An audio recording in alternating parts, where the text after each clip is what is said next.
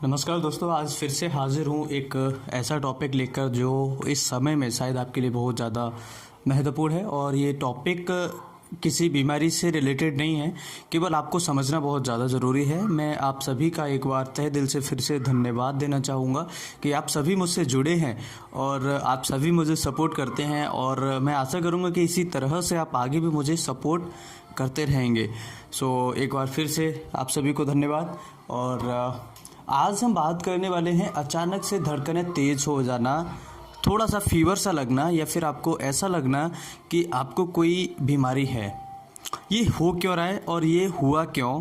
क्या इसके पीछे कोई बीमारी का रीज़न है या कोई अदर रीज़न है? तो अदर रीज़न तो जैसे स्ट्रेस वगैरह है, उसके बारे में मैंने डिस्कस किया आप सभी से कि स्ट्रेस की वजह से भी एक बीमारी होती है जो ग्लोबल हिस्टेरिकस है, या फिर गले में दिक्कत है। इस तरह की बीमारियां आप सभी को देखने को मिल सकती हैं। लेकिन क्या इसके अलावा भी वास्तव में कुछ ऐसे फिजियोलॉजिकल कारण होते हैं जिनकी वजह से आपको ये समस्याएं, बीमारियां लगती हैं? तो इस वीडियो में ज़रूर बने रहिए, इस वीडियो को लास्ट तक ज़रूर देखिएगा। और अगर आप हमसे नए जुड़े हुए हैं तो चैनल को सब्सक्राइब ज़रूर कीजिएगा, जिससे हमारे आने वाले वीडियोज़ की नोटिफिकेशन आप सभी तक आसानी से पहुंच सके और हमारे नए नए वीडियो सही और सटीक जानकारी, साइंटिफिक बेस्ड इन्फॉर्मेशन में आपको दे सकूं और आप प्राप्त कर सके। और अगर आपने अभी तक वीडियो को लाइक नहीं किया तो वीडियो को प्लीज़ लाइक कर दीजिए। जितना लाइक ज़्यादा होगा उतना वीडियो आगे जाएगा और इस वीडियो से सभी को लाभ होगा। आशा करूँगा कि आप सभी लाइक करेंगे और वीडियो को अपने दोस्तों के साथ शेयर करेंगे। सबसे पहले मैं बात कर लेता हूँ हमारा हार्ट की जो धड़कन होती है वो क्यों बढ़ती है। और इससे पहले मैं आपको बताना चाहूँगा कि हमारा हार्ट क्यों और कैसे काम करता है। हमारा हार्ट एक ऐसी चीज़ है, दुनिया की एक ऐसी चीज़ है जो बिना रुके थके काम करता है। अगर हार्ट हमारा रुकता है तो आप सभी को पता है कि हमारी बॉडी रुक जाती है, हमारा शरीर डेड हो जाता है। अगर हार्ट ने 1 मिनट के लिए भी रेस्ट लिया, 2 मिनट के लिए, 1 मिनट के लिए भी अगर रेस्ट लिया, तो आप समझ सकते हैं कि कितनी बड़ी प्रॉब्लम में हमारा बॉडी हम जा सकते हैं। तो हार्ट दुनिया की एक ऐसी चीज़ है जो बिना रुके थके निरंतर अपना काम कर रही है। दूसरा, हार्ट जब पंप करता है तो ब्लड हमारे पूरे शरीर में जाता है, ब्रेन तक जाता है, हाथ पैरों में जाता है, सारे शरीर में जहाँ जहाँ भी नीड है, हर एक टिश्यू, हर एक सेल्स तक न्यूट्रिएंट्स उसको पहुंचाना है, जिससे ब्लड के थ्रू वो पहुंचते हैं, हार्मोन्स पहुंचते हैं। ट्रांसपोर्टर का एक काम कर रहा है।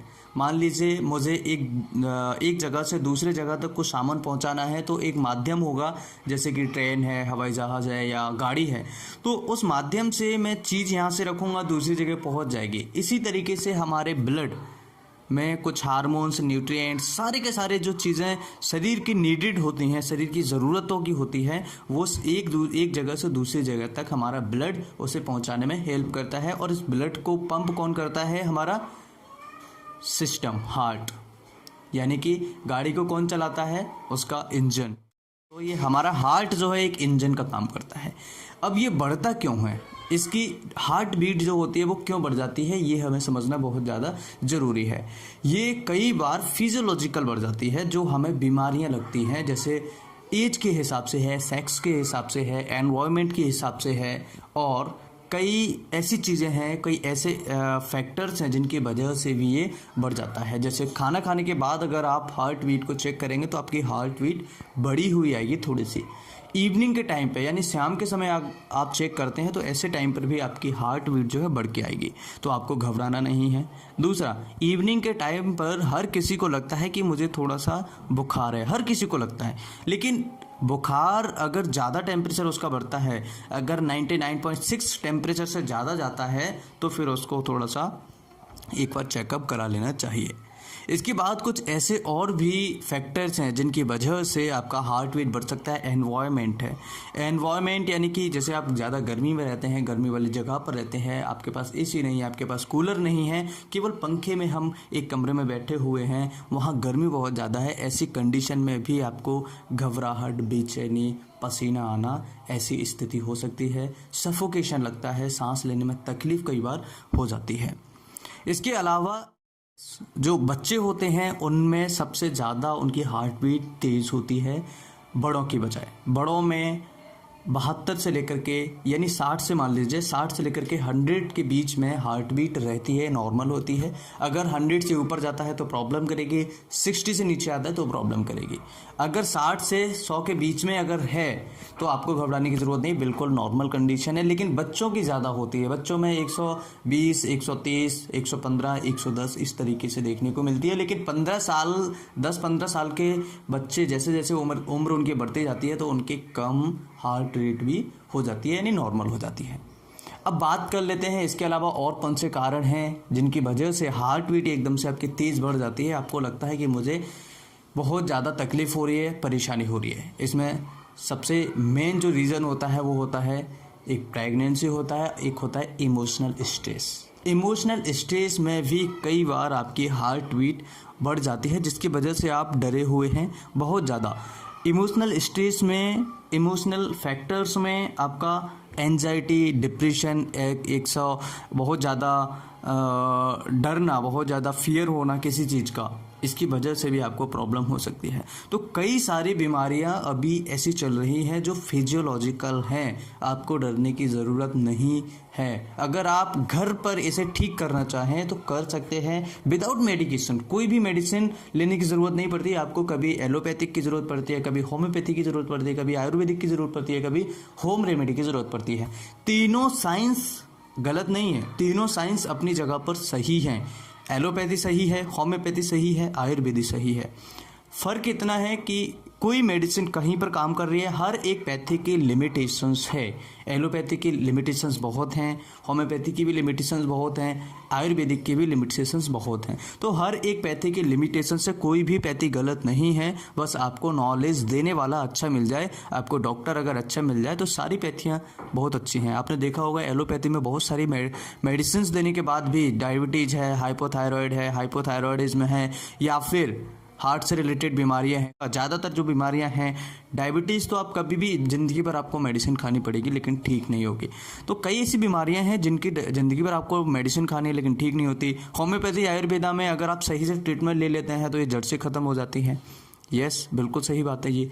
तो ऐसा नहीं है, हर एक चीज़ का एक टाइम होता है, हर एक चीज़ की लिमिटेशन है। एलोपैथी हमेशा सर्जरी के लिए बेस्ट मानी जाती है। और एक एक्यूट कंडीशन मतलब ये होता है कि इमरजेंसी अगर आपको है तो आप बिना कहे किसी भी होम्योपैथी या फिर आयुर्वेदिक डॉक्टर के पास या होम रेमेडी वाले के पास जाने से पहले एक बार एलोपैथिक में ज़रूर जाना चाहिए। क्यों? क्योंकि इमरजेंसी कंडीशन है, वहाँ पर आपको कोई कुछ नहीं कर सकता, केवल हॉस्पिटल या सर्जरी या फिर जो भी यहाँ कंडीशन एक्यूट इलनेस होगी तो वहाँ पर आपको डिपेंड करता है कि कौन सी पैथी आपको ज़्यादा ज़रूरत है। मेरे हिसाब से आप सभी को समझ में आ रहा होगा कि कौन सी पैथी गलत है, कौन सी पैथी, कोई भी पैथी गलत नहीं होती, केवल समझाने वाला नॉलेज अच्छी होनी चाहिए फिजिशियन के, बाकी सब ठीक होता है। तो मेरा कहने का मतलब ये है कि अभी जो आप लोग डरे हुए हैं वो डरना नहीं है। काफ़ी सारी बीमारियाँ अभी फिजियोलॉजिकल है, केवल मैंने आपको बहुत सारे कारण बताए हैं कि क्यों आपकी जो हार्ट बीट है वो बढ़ रही है। कम होने का एक कारण होता है जो इसके बाद में एक कारण और होता है ज़्यादा होने का, एक्सरसाइज करना। अगर आप एक्सरसाइज करते हैं, एक्सरसाइज करने के बाद में अगर आप हार्ट बीट को लेते हैं तो आपकी बढ़ी हुई आएगी, थोड़ी सी तेज़ आ सकती है। तो आपको डरना नहीं है, एक्सरसाइज जैसे 15-20 मिनट हो जाएंगे वो नॉर्मल हो जाएगी। तो आशा है कि आपने सभी कारणों के बारे में समझा होगा। स्ट्रेस, फियर, डर को आप थोड़ा सा कम कीजिए। हम्बल रिक्वेस्ट है कि आप सभी इस वीडियो को अपने दोस्तों के साथ शेयर करें और अच्छे से समझें इस वीडियो को कि आपको डरना नहीं है। मान लीजिए आपके सामने एक शेर आ जाता है और शेर अगर आपके सामने बिल्कुल खड़ा है तो आप ऐसी कंडीशन में क्या करेंगे, आपकी हार्ट बीट, आपका दिल धड़कना बहुत ज़्यादा हो जाएगा, आपसे पसीना आने लगेगा और आप केवल ये सोचेंगे कि बस मुझे निकलना है यहाँ से।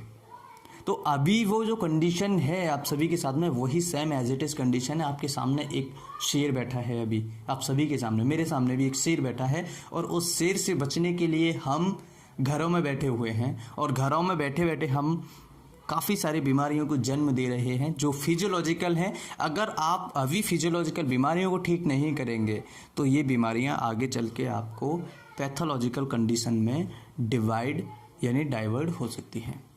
तो आपको ध्यान रखना है फिजियोलॉजिकल अगर जो बीमारियां हैं, टेंशन, फियर, एंजाइटी की, डिप्रेशन की वजह से हो रही हैं, तो उनको कम कर दीजिए, नहीं तो ये आपको आगे चल के प्रॉब्लम क्रिएट करेंगी। ये आपको स्टिल अगर रहती हैं तो पैथोलॉजिकल चेंजेस ज़रूर लेकर आएंगे। इसलिए आपको स्ट्रेस से रिलेटेड कोई भी बीमारी आपको है, डरे हुए हैं, लाइफ को एंजॉय कीजिए। सभी को डर है, सभी डरे हुए हैं, लेकिन हमको नहीं डरना है। आई होप कि वीडियो बहुत ही इन्फॉर्मेटिव और बहुत ही मोटिवेट आपको मिलेगा। मैं आशा करूंगा कि इस वीडियो से आपने बहुत कुछ सीखा होगा और आप खुश रहने की कोशिश करेंगे। स्वस्थ रहिए, मस्त रहिए और जीवन में आगे बढ़ते रहिए। जहाँ से नॉलेज मिले वहाँ से लेते रहिए। चैनल छोटा हो, बड़ा हो, डॉक्टर्स कोई भी हो, जहाँ से भी आप ले सकते हैं, लेकिन नॉलेज आपको अच्छी होनी चाहिए। सही और सटीक जानकारी के चैनल को सब्सक्राइब कीजिए। फिर मिलेंगे एक नई वीडियो में, तब तक के लिए इजाज़त दीजिए। बाय बाय, ठीक है। Thanks for watching.